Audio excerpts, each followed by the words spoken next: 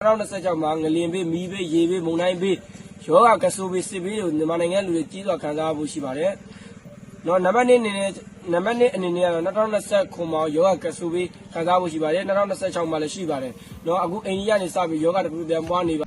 မြန်မာနိုင်ငံရဲ့2026မှာကျောင်းဝတ်ဖွယ်ရာဟိုကိန်းသားနဲ့ရှောင်ရှားမယ်ပြည်သူတွေလှုပ်ဆောင်မယ်ရတရားအစီအမံတွေဒီမှာသက်သာပြီးမှတက်ပါတယ်။နော်ကျွန်တော်ကမြန်မာနိုင်ငံမှာ2026မှာငလင်ဘေးတွေမီးဘေးတွေကြီးစွာခံစားမယ်ဆိုတော့နော်ဒီ19ရက်4လပိုင်း2025ရဲ့တကြိမ်ဟောစတန်ထုတ်ခဲ့တယ်ပြီးရင်2025 12လပိုင်း6ရက်နေ့မှာတကြိမ်ဟောစတန်ထုတ်ခဲ့တယ်တလပိုင်းမှာငလင်တွေကြီးစွာလုံမယ်လို့နော်အခုတလပိုင်းမှာခက်စကြိမ်နော်ကြားနေရတယ်နော်တလပိုင်း10ရက်နေ့9ရက်နေ့နော်25ရက်နေ့နော်19ရက်နေ့26 29နေ့နော်မနေ့အထိကိုလှုပ်နေတော့မှာပေါ့နော်ပြီးရင်2025တလပိုင်းနော်20ရက်နေ့မှာနော်မြန်မာနိုင်ငံမှာ26တလပိုင်း26ရက်နေ့မှာငလင်လုံမယ်ဆိုရက်တိကျတဲ့ပြောခဲ့တာ26ရက်နေ့မှာတကယ်ငလင်တွေလုံနေတယ်ပေါ့နော်အဲ့တော့ဒီနေ့မှာတော့မြန်မာနိုင်ငံမှာကြောင်းဝက်ဖွယ်ရာဟောကိန်းတွေကိုဒီမှာဟောသစ်လာမဲ့ရှေ့သစ်လာနိုင်တဲ့ခါဟောကိန်းတွေကိုထုတ်ပြပြီးမှသိပါတယ်နံပါတ်1အနေနဲ့2026မှာငလင်ဘေးမီးဘေးရေဘေးမုန်တိုင်းဘေးယောဂကဆူဘေးစစ်ဘေးတို့မြန်မာနိုင်ငံလူတွေကြီးစွာခံစားဖို့ရှိပါတယ်နော်နံပါတ်2အနေနဲ့ကတော့2029မှာယောဂကဆူဘေးခံစားဖို့ရှိပါတယ်2026မှာလည်းရှိပါတယ်နော်အခုအိန္ဒိယနေစပြီးယောဂတစ်ခုပြန်ပွားနေပါတယ်နော်အခုချိန်ထိတော့နော်ဒီစင်မတွေသေးဘူးပေါ့နော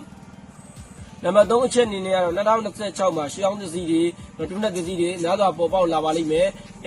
နော်ရခိုင်မှာဆိုလဲရရခေါင်းလုံးတွေပေါ်တယ်နော်26ရက်နေ့29ရက်နေ့ရလာပြီနော်တရက်နေ့ရပဲရှိသေးတယ်ကလေးဘောလုံးကန်ရက်နေ့ရွှေရင်းကားတွေဘေးနဲ့သုံးတဲ့ရွှေတွေငွေတွေပေါ်လာတယ်မြမတီအနန္တမှာနော်ဖျားစီတွေအဟောင်းတွေပေါ်လာတယ်နော်ရှေးအောင်သစီတွေပေါ်လာတယ်နော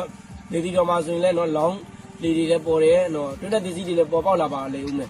နော်နံပါတ်4အချက်နေ2026မှာနိုင်ငံကြီးတစ်ခုကနေပြီးမြန်မာနိုင်ငံကိုနော်ဝင်ရောက်ပြီးခြေလှယ်ပါလိမ့်မယ်နော်နံပါတ်5အချက်နေ2026မှာမတင်တတ်တဲ့အလဲအပြောင်းတွေဖြစ်ပါလိမ့်မယ်စစ်တပ်အတိုင်းဝိုင်းနော်မတင်မှတ်ထားတဲ့အလဲအပြောင်းတွေပါလိမ့်မယ်အဲ့အချက်ကိုတော်လေးသတိထားပေးပါနံပါတ်6အနေနဲ့2026 2029 2028မှာလူတွေနော်အသက်အန္တရာယ်အများဆုံးနှစ်အများဆုံးနှစ်3နှစ်ဖြစ်ပါလိမ့်မယ်နော်2029မှာနော်2029မှာပုံပြီးသတိထားမယ်ပေါ့နော်နံပါတ်9အချက်အနေနဲ့2026မှာအဓိကမျိုးကြီးတွေကိုအင်အားစုတွေတက်ပြီးတော့သိမ်းဖို့ရှိပါတယ်နံပါတ်10အနေနဲ့2026မှာလူမျိုးရေးသက်သနာတွေပြိပခါတွေပေါ်ပေါက်ပါလိမ့်မယ်နံပါတ်9အနေနဲ့2026မှာနော်သာသနာအရေးကင်းနော်ဘာသာရေးကင်းတွေအကြီးမားမားပေါ်ပေါက်ပါလိမ့်မယ်နံပါတ်10အနေနဲ့စစ်ကောင်းဆောင်တွေအလဲပြောင်းတွေကြီးစွာဖြစ်ပါလိမ့်မယ်နော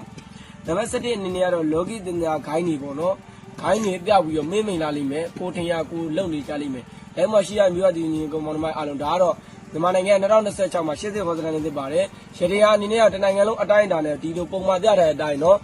နေအိုးလေးတိုးဝယ်ပြီးရေထည့်ပြီးတသေးပန်းကိုညွန့်ဝူစာလေးထိုးပြီးတသေးပန်းကိုမနွမ်းစီနဲ့ကိုယ့်အိမ်မှာထိုးပေးနိုင်တော့အကောင်းဆုံးပဲမြို့ပေါ်တောမှာနေတဲ့လူတွေအကုန်လုံးလိုက်ပဲလုပ်ပေးကြပါတော့2026ကကစိုးတွေကြုံပြမယ်နှစ်ဖြစ်ပါတယ်အားလုံးကျေးဇူးပါတယ်2026ခုနှစ်အတွင်းမြန်မာနိုင်ငံမှာဖြစ်လာနိုင်တဲ့ BNL တွေအကြောင်းဟောကိန်းထုတ်ထားတဲ့ဗီဒီယိုတွေကိုကြည့်ပြီးအားလုံးလည်းစိုးရိမ်စိတ်တွေရှိနေကြမှာပါဟောကိန်းဆိုတာမှန်ကျင်လဲမှန်မယ်မှားကျင်လဲမှားပါလိမ့်မယ်ဒါပေမဲ့ကျမတို့အတွက်အရေးကြီးတာကဘာတွေဖြစ်လာမလဲဆိုတာထက်ဘာတွေပြင်ဆင်ထားမလဲဆိုတဲ့အတိတရားပဲဖြစ်ပါတယ်လက်ရှိမြန်မာနိုင်ငံရဲ့အခြေအနေနဲ့ဒီဟောကိန်းတွေကိုရှင်းကြည့်ရင်ကျမတို့သတိထားရမယ့်အချက်၃ချက်ရှိပါတယ်၁သဘာဝ BNL နဲ့ရာသီဥတု2026ခုနှစ်မှာရာသီဥတုဖောက်ပြန်မှုတွေတဘာဝဘီတွေရှိလာနိုင်တဲ့ဆိုတဲ့ဟောကိန်းတွေဟာကမ္ဘာလုံးဆိုင်ရာရာသီဥတုပြောင်းလဲမှုတွေနဲ့လည်းဆက်ဆက်နေပါတယ်။ကျမတို့အနေနဲ့အစားအစာစီးပွားနဲ့ရေးဘက်လေးအမဲ့အရာတွေကိုကြိုတင်ပြင်ဆင်ထားတဲ့အလေးကျင့်မျိုးရှိသင့်ပါတယ်။မဖြစ်လာရင်အကောင်းဆုံးဖြစ်လာရင်အသင်းဆိုတဲ့စိတ်ဓာတ်မျိုးမူးမြူထားရပါမယ်။နှစ်လူမှုရေးနဲ့လုံခြုံရေးအန္တရာယ်များကျမတို့ခုတလောကြားနေရတဲ့မော်ဘီဖြစ်စဉ်လို့မန္တလေးဖြစ်စဉ်လို့လူမဆန်တဲ့ရက်စက်မှုတွေကဟောကိန်းတွေတဲ့ပိုကြောက်ဖို့ကောင်းတဲ့လူစိတ်ရက်ပျက်စီးခြင်းဘေးအန္တရာယ်တွေပါ2026မှာဘလို့ခက်ခဲတွေပဲကြုံရပါစေကိုယ့်ရဲ့ကိုယ်ကျင့်တရားနဲ့စာနာစိတ်ကိုအပြတ်မခံဖို့လိုပါတယ်အကျက်တဲကြားမှာဒေါသနောက်ကိုလိုက်မိရင်ဟောကိန်းတွေအတွက်ပူဆိုးတဲ့ဘဝအမားတွေဖြစ်ကုန်တတ်ပါတယ်3ကောလာဟနာနဲ့စိတ်သက်စစ်စင်ဟောကိန်းတွေထွက်လာတဲ့အခါမှာလူတွေကထိတ်လက်တုန်လှုပ်တတ်ကြပါတယ်အဲ့ဒီထိတ်လက်မှုကိုခွင်ကားယူပြီးကောလာဟလာတွေဖြန့်တာအကြောက်တရားနဲ့ဆက်ဆိုင်လာတဲ့တတိထားရပါမယ်မှန်ကန်တဲ့သတင်းအချက်လက်ကိုယုံကြည်ပါစိုးရိမ်စိတ်လိုခဲ့ခြင်းဟာကိုယ့်ရဲ့ဆုံးဖြတ်ချက်ကိုမှားယွင်းစေနိုင်ပါတယ်ဗီဒီယိုဟောကိန်းဆိုတာတဲ့ကန်ဆိုတာအလုပ်ပါပဲကျမတို့ဒီနေ့ဘာတွေလုပ်တယ်လဲဘလို့တတိထားနေထိုင်တယ်လဲဆိုတာကကျမတို့ရဲ့2026ကိုဆုံးဖြတ်သွားမှာပါ ထိုင်းနိုင်ငံရောက်မြန်မာလူသားတွေရင်ဆိုင်နေရတဲ့အခက်အခဲမှာရောပြည်တွင်းအဖြစ်ရက်တွေမှာကျမတို့မြင်တွေ့ရတာကသတိရှိသူဟာဘေးကင်းနေဆိုတာပါပဲ2026ဟာဘယ်လိုပဲဖြစ်နေပါစေကျမတို့မှာခိုင်မာတဲ့စိတ်တဲ့ရိုင်းပြီးကူညီတဲ့နှလုံးသားနဲ့နိုးကြတဲ့အသိဉာဏ်ရှိနေမယ်ဆိုဘယ်လိုဘေးအန္တရာယ်မျိုးကိုမဆိုအတူတူကြော်ဖြတ်နိုင်မှာပဲအားလုံးပဲဘေးအန္တရာယ်ကင်းရှင်းပြီးကောင်းမွန်တဲ့အနာဂတ်ကိုပိုင်ဆိုင်နိုင်ကြပါစေ။